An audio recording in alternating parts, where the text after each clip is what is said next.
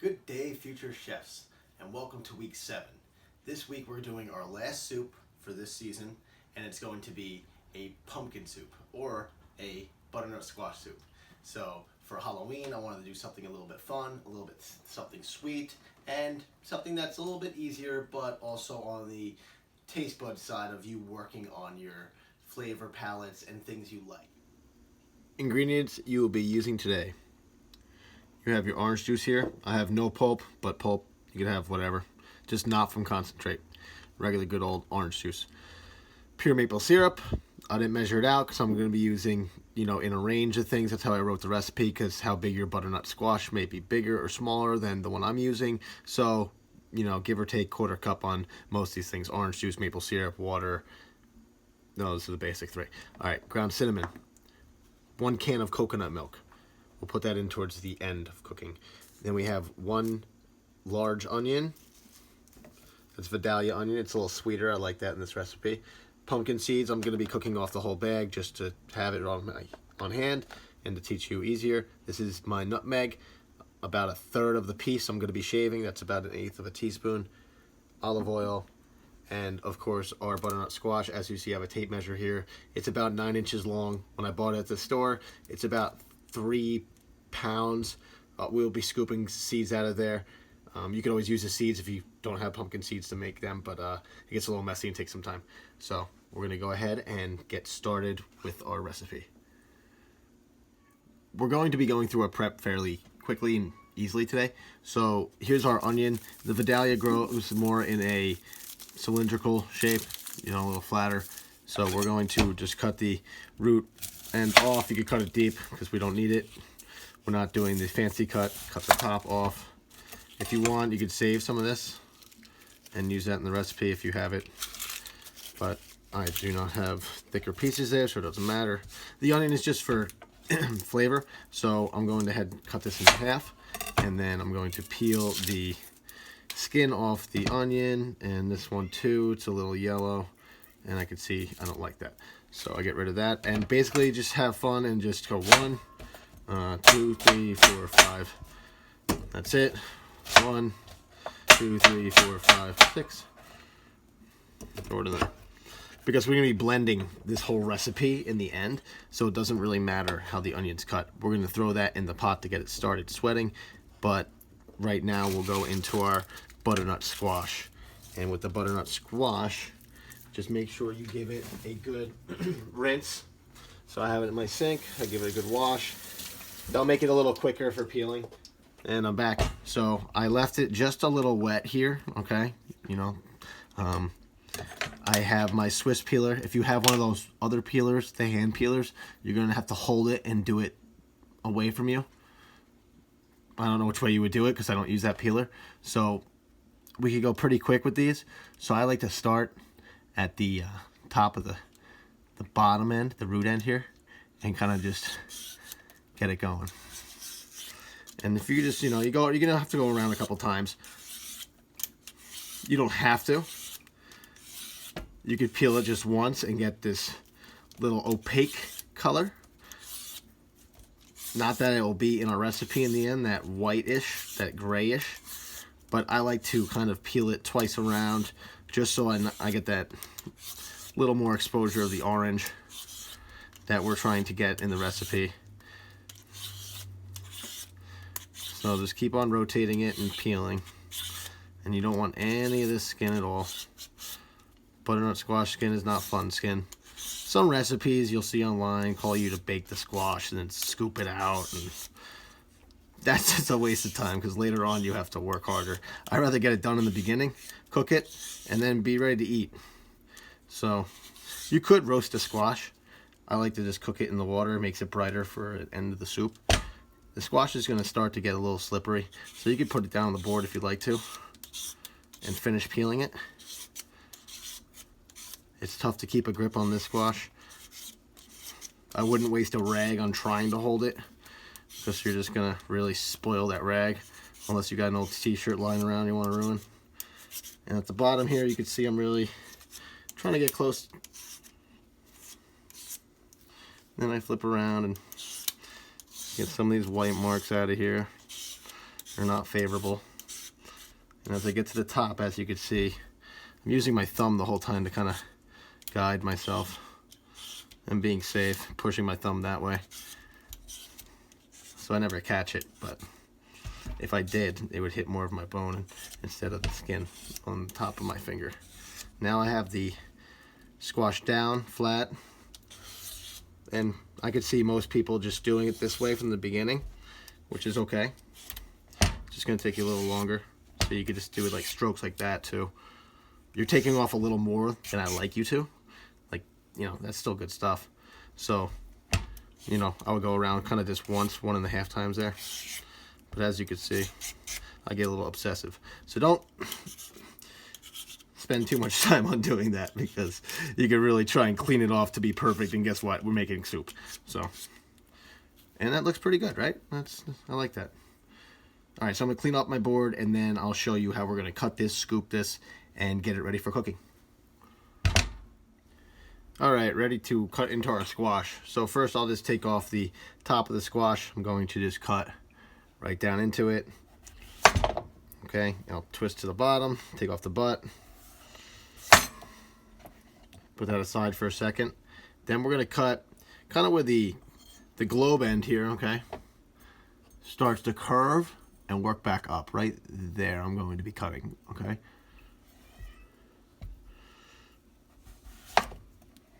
Now you should have this nice big guy, and then this globe, which you can see that's where the seeds are. So we're gonna cut that last. First, let's just do this one. I like to just put it where the wider side down. I'm going to cut it in half here. Use your hand on top. Be very careful. That's why we're gonna cut it on the flat side.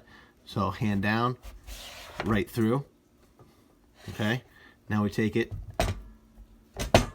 flat. I'm going to cut it 1 and 2 there, maybe 3. It matters how wide you have it. Let's see. 1, okay. 2. That's good, okay. And then here, you could push if you want here. At this point, they're a little smaller, or you could keep going with your hand. But this is going to be smaller chunks at this point. I'm thinking in them, in my head, I want them about 1 inch by 1 inch. Okay, 1 inch squared.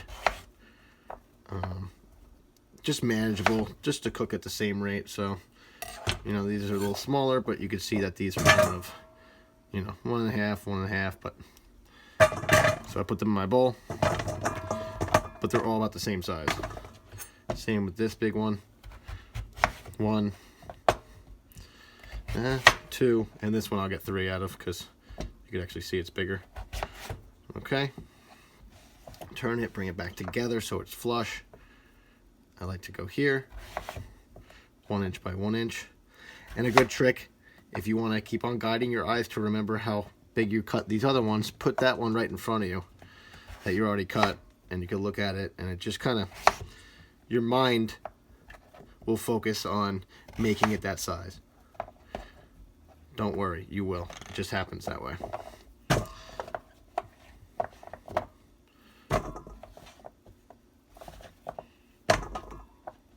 Pretty good. I'm going to leave that there. Okay, so now we have our globe. So our globe here, I'm just going to cut in half.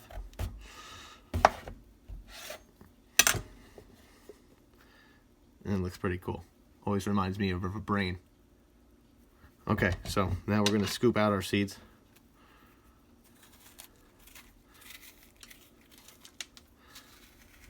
And I just use that cheap spoon I always have on hand. Just scoop out those seeds like I showed you in the other squash, and you get rid of this right into the trash, or you could keep it and roast them as we're going to do with the other seeds, but it's just a lot to clean out that stuff.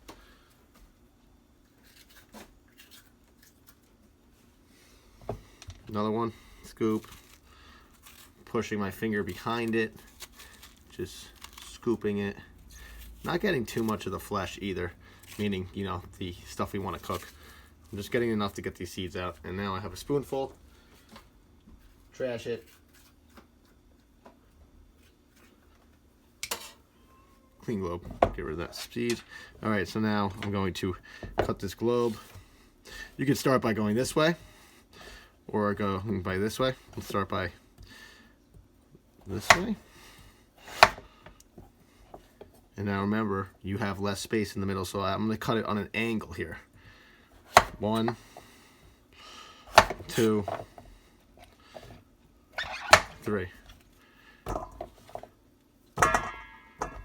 Pretty good. And then this one, I'll start cutting it by this way just to show you. 1, 2, 3. 1, 2. Might collapse on you, but it's all right. You can have some small guys there, but they're all about that same size. I've done this a lot, but still, you could, as you can see, the eyes help you just by having that in front of you. All right, so these I saved from the side, and I don't like wasting too much of this flesh, so I'm just gonna cut those end pieces. Ooh, that one's a good one. So this you could kind of cut on an angle. You know, I would cut it away from you. Sorry, away from your hands. Okay, and you have a nice piece there. Cut it in half, and we're ready to go. So I got my trash here. Goodbye. My squash, my onions, so we could start cooking. Let's do our pumpkin seeds. We're gonna take our pumpkin seeds. I'm taking the whole bag, but do what the recipe calls for. I like to, this holds them better for a long time. So I'm gonna put these pumpkin seeds, when I roast them, I mean, it holds them better for a long time. So now I'm going to put them in the bowl. I'm going to take my olive oil. I have my salt on hand with pepper, and we're going to start just getting it nice and covered in olive oil. Give it a toss. You could use a spoon to help guide you, or your hand. Favorable is your hand, but for purposes of touching the camera and everything, I'm just going to give it a good toss. You don't need too much oil. I like to be very liberal with it because, hey, the more the oil's on there, the more the spread of the salt and pepper there'll be, so each and every seed is touched. And I don't want oil to be like, you know, all in the bottom there. That's when you put too much, but here I'm pretty good. I'm spilling them everywhere. Okay, so now you're going to be pretty good with your salt. Talk about a nice pinch. Toss it. Another nice pinch. Give it a toss.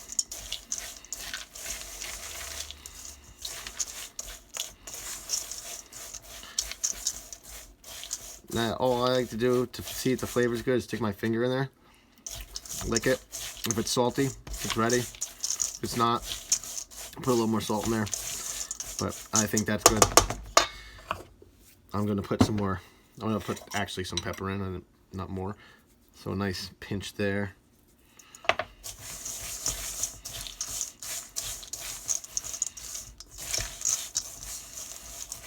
And one more little 2 pinch there. And as you can see, they look pretty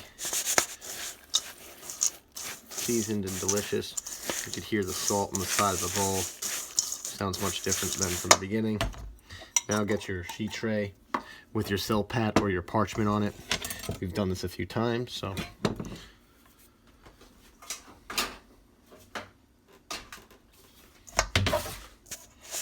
Okay, now just put it on the tray, spread it out, and let's put it in the oven just for 10 to 12 minutes until they are light brown, and they will cool and still kind of cook. All right, so you kind of want them just very spread out in a single layer. It's going to take you a minute to do that. So, all right. So oil the bottom of your pot. Decent amount there. Let's call that a heavy tablespoon and a half. And then we're going to get our onions in there and start sweating them. Just sweat them for 3 to 5 minutes until they are nice and translucent. You could put a little bit of salt there in the hair right now, but we're not going to use too much in the recipe. And that's my timer for my pumpkin seeds, so we're going to take a look at those, and maybe we have to turn them a little bit before I finish cooking them. That was a 6-minute timer I had on. So let's give this a good toss to get them nice and cooking. Keep my heat on medium.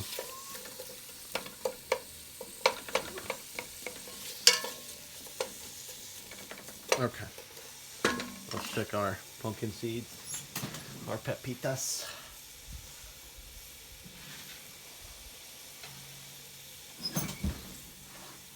They're looking nice.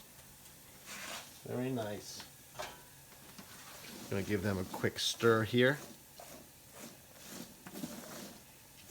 You could hear the oil of the seeds coming out and cooking with the oil in the pan, or that's on them. You could smell it as well.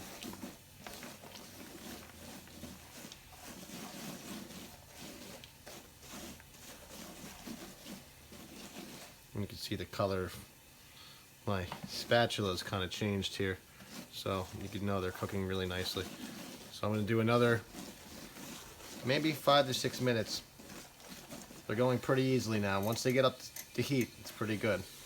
And it doesn't matter if I put that in there, because in the end they're going to the same place. I'll let those cook up a few more minutes. Onions look nice, so now we're going to put our squash in.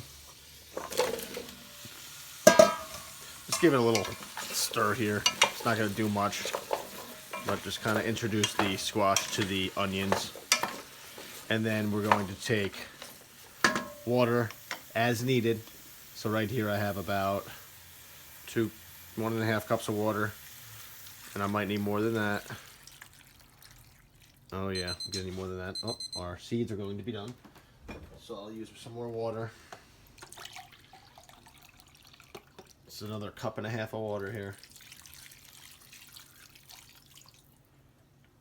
and another 1/2 cup. So I'm gonna use about 3.5 cups here. I just want the water to be almost covering the squash. Just about, if not, it's called a scant amount. So just so they're out there. Now we're going to turn up our heat a little bit, put just a pinch of salt in there.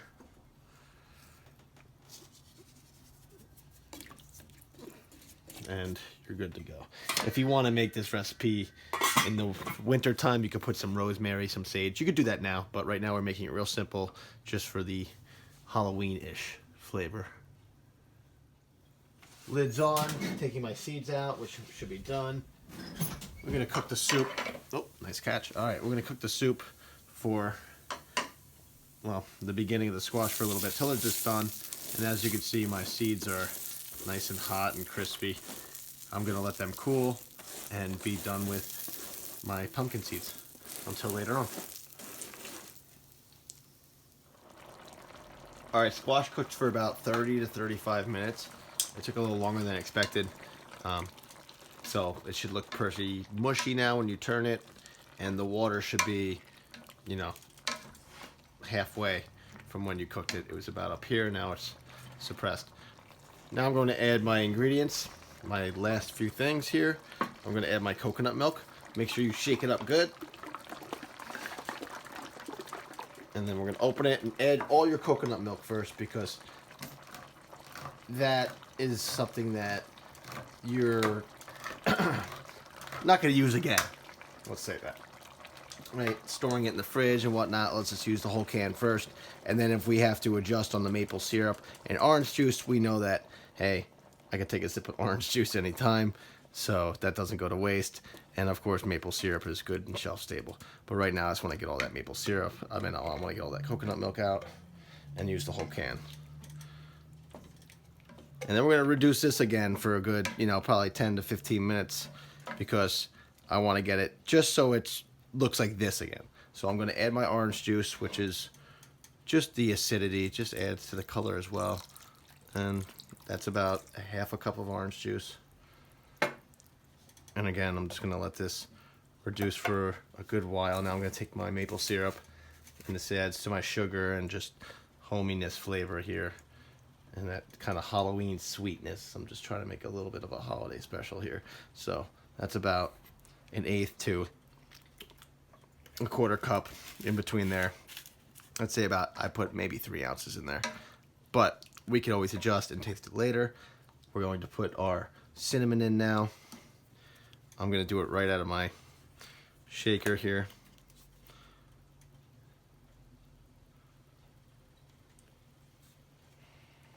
I think that's enough. I don't want to overpower it. I just wanted to say, hey, there's some cinnamon. It's nice. It's flavorful. The maple syrup is really the star here. And I'm just giving it a stir, touching the bottom, getting it going. Now I'm going to take my microplane and my nutmeg and just probably do most of that piece, all of it. Just finish that piece of nutmeg I had. You saw in the beginning of the recipe, it was about 1/3 of a, not even, oh, lost it. 1/3 of a nut. Nutmeg's very strong, so you don't need too much. And if you don't eat it too often, then do less than what I call for in the recipe. And I'm gonna let that reduce on a medium-high heat. Now that I have a thickener, no dairy or anything in it, but now I have, I have coconut milk and I have maple syrup in it. There's sugar. I want to kind of stir it every few minutes here, but I want to cook it down for a good 10 to 15 minutes to reduce all that flavor so we could taste it. If you want to put a pinch of salt in now, I would do that as well, just to give it, to bring out everything. Okay, salt's going to react with all that sweetness. Let's just call it that. Okay. Let that cook for a little while. Alright, I'm going to pull our soup now, and then we're going to blend it. So, that's what it should look like. It's still got chunks in there. And when we blend it, we might need to add some more maple syrup or salt to your liking. So, that's my timer. And we'll see how it tastes. So the soup is in the blender. I fit all of it in there. You might have to do this in 2 separate flights, but that's okay. I have a Vitamix. It's a great blender. It's what we use in professional kitchens, but if you have another blender, it's okay. You just might need to run it for a little longer. So I'm going to start my blender. I have it on a low variable, the lowest speed possible. Let it start blending.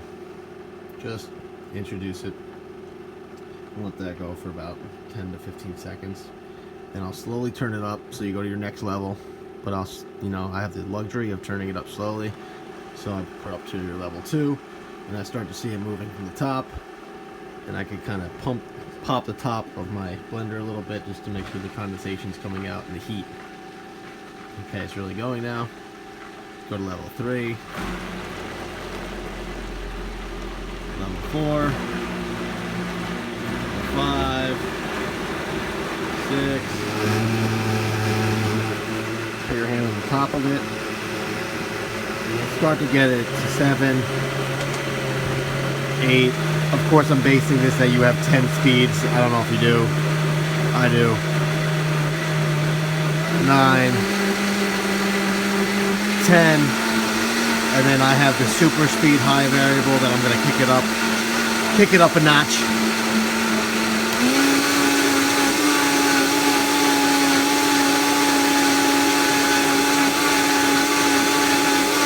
Down, bring it back slowly, and stop it, and your soup is blended. In order to finish your soup and make it look all pretty, you're going to have a fork on hand, have your olive oil on hand, seeds, and all your maple syrup. I'm going to take my favorite extra virgin olive oil and just drizzle it in streaks on top of the soup. And I'm going to take my maple syrup and I'm going to do the same, going the other way. And I like to use putting my thumb over the top of the lid here, kind of so I could drizzle it ever so subtly. I don't need too much syrup either because there's a lot in there. We could use other oils if you have them.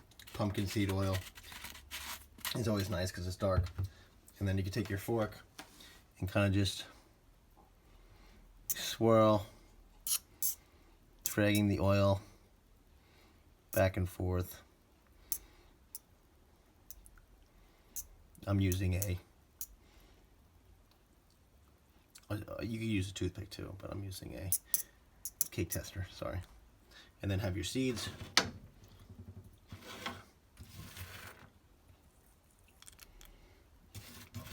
Put them on top. And there you have it. Nice bowl of soup. All right, chefs. Well, that wraps up another week of great cooking and great tasting. I hope you had a great day of cooking with me. I hope you learned a lot, and I hope to see you next time cooking right here, same place, same time, with my man Chester. He's looking out the window right now. But until next time, I can't wait to cook with you on our week 8. So I'll see you next week.